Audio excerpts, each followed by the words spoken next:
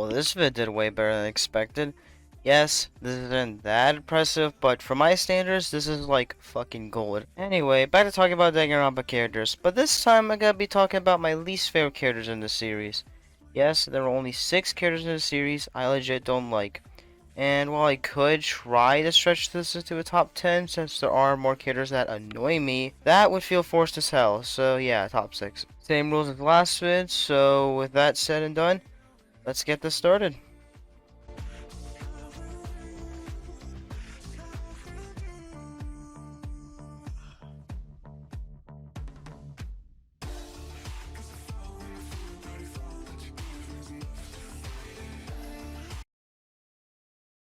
The cast of the first game is the most well-rounded cast to me, and by that I mean I like most of the characters about the same. However, there was one in particular that I absolutely despised.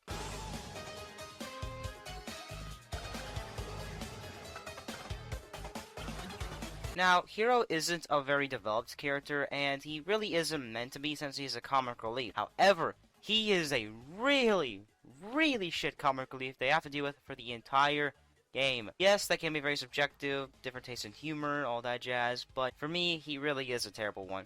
He's like Mater to me. He's only funny after like 30 tries, is extremely annoying, and ends up being too stupid for their own good. Also, the fact he lasts to the end of the game doesn't really help since you have to deal with him for the entire game. Hiro, good example of how to do a shitty comic relief.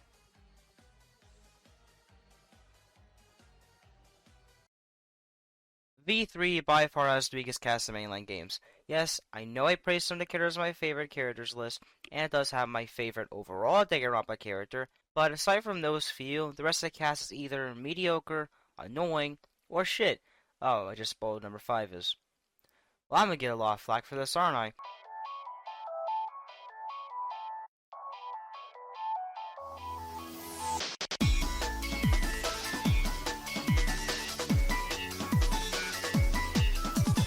I really don't get the appeal of Kibo. Like most characters, even if I don't like them, I can understand why others do, but this is one of 2 characters that I don't get the appeal of. Anyway, Kibo I found very forgettable as the game progressed. He doesn't do much, and sure he does have some moments to shine. Like, Chapter 6 was honestly the only time I kinda liked him, not really. And him saying whack is funny as hell. Though that doesn't save him for me, as I find him very boring and annoying, especially his whole that's robophobic stitch. Sure, it's funny at first, but it gets tiring real fast. He also makes it to the last chapter, so you get to be around him for a while, which doesn't make him any better. So yeah, an extremely forgettable character that I don't get the appeal of. So one thing in my favorite characters video that I mentioned about most of the characters is how voice acting makes them pop. They fit well with the dialogue of said characters, and just makes them more enjoyable to listen to. But what if the opposite happens? Well, then you get this character. Magic, magic, magic, magic, magic, magic, magic, magic, magic, magic. Himiko is the perfect example of how voice acting can make a character pop in the wrong ways. The thing with her is that she's written like a semi-depressing character with not a lot of energy, but her voice acting is the total opposite and it sounds really jarring, and it makes her enjoyable to listen to and to be around.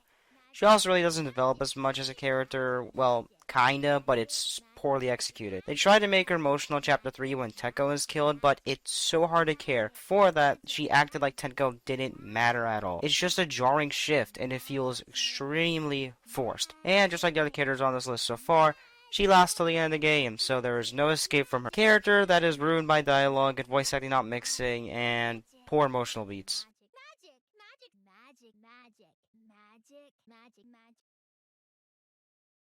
We've reached the halfway point, and I haven't mentioned any characters from the second game yet. Danganronpa 2 has the best overall cast to me, and just like the first game, there's only one character I actually despise.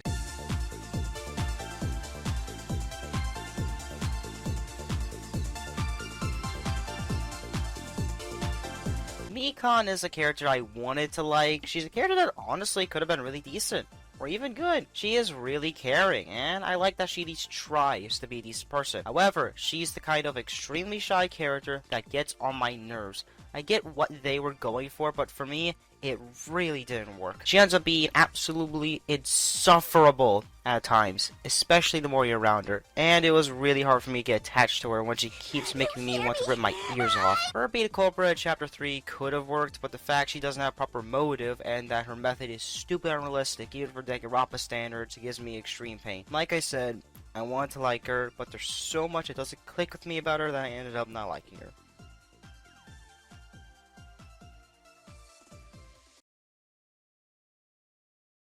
I'm not quite sure how to start this one off aside from your Stitch is the worst. Degenerate, degenerate, degenerate, degenerate, degenerate, degenerate, degenerate. Male, males, male, male, males, male. Tenko was originally number 1. I'll come back to that later, but words can't describe how much Tenko gets on my nerves even compared to Mikon. Like, Mikon felt like she was trying to be a good person, had decent intentions, while Tenko felt like she didn't give a damn about anyone except for Himiko for some reason. What really made me hate her is her dialogue. It's the same thing over and over again. Her whole men bad Stitch is extremely annoying, and she doesn't really show much change as the game progresses. I mean, sure there's slight dialogue hints, but in general they're barely noticeable. By the time she dies, it feels like she didn't leave an impact, and to me is a definition of a character with bad writing.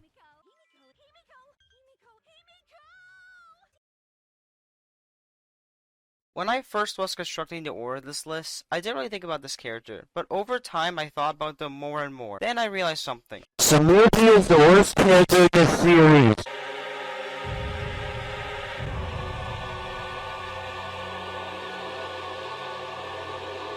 Where do I begin with Samuki? By far, she's one of, if not the most forgettable character in this series of games. Legit, aside from the ending, she doesn't do anything impactful or even memorable. She's basically a background character the game eventually forces you to care about. Actually trying to be around her is agonizing. She's the worst kind of nerdy type. Like, she doesn't even make it interesting or even enjoyable. It's just annoying and makes her really unlikable. However, what puts her over the edge for me is the fact she's a horrendous villain.